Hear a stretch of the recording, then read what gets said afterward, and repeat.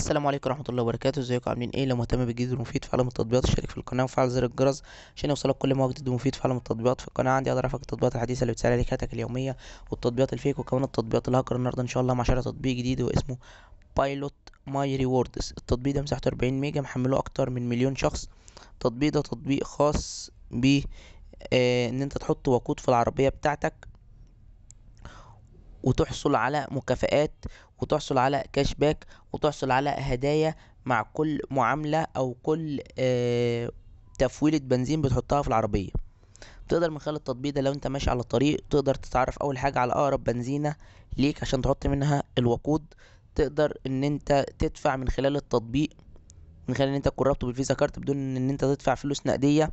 تقدر تحصل على كل ما تحط عدد جالونات معينة تقدر تحصل على مشروب مجاني.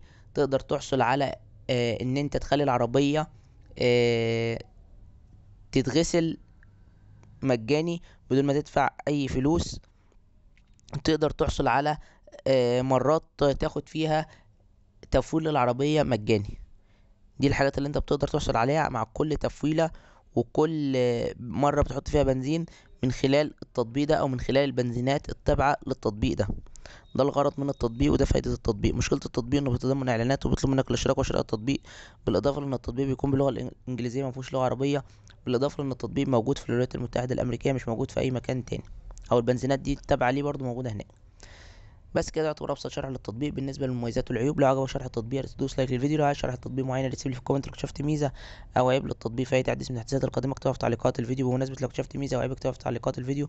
فده دايما تنويه بنوه عليه في اخر كل فيديو علشان لو اي حد حمل التطبيق شاهد الفيديو بعد نزوله بفتره طويله وحمل التطبيق ولقى حاجه مختلفه يكتبها في التعليقات بتاع الفيديو. احنا دايما بنثبت التعليقات سواء الايجابيه او السلبيه علشان لو اي حد غيرك حب يخش على الفيديو ويشوفه يعرف ان التطبيق تم فيه تحديث وبقى افضل او بقى اوحش من الاول. ده بالنسبة لو انت شاهدت الفيديو بعد نزوله فترة طويلة.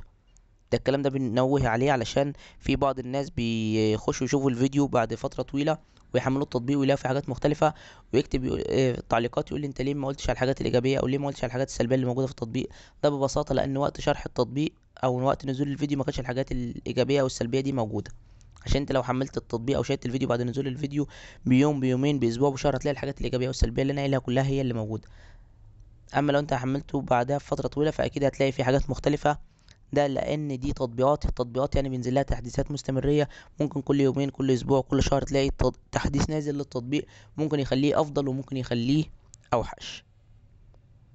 اما لو انت لقيت الفيديو موجود على القناه وخايف ان انت تحمله عشان ما يكونش فيه حاجات ايجابيه مش هتعجبك او حاجات سلبيه مش هتعجبك، فانت ممكن تكتب لي في تعليقات اي فيديو او تراسلني على الفيس او على ماسنجر على اكونت باسمه مراجع برامج وتقول لي اشرح لي التطبيق ده مره كمان وانزل لك شرح مبسط ومفصل للتطبيق، مميزات وعيوب وازاي بتشغله وازاي بتشترك على التطبيق وازاي بتلغي الاشتراك وكل حاجه عن التطبيق. وشكرا، سلام عليكم.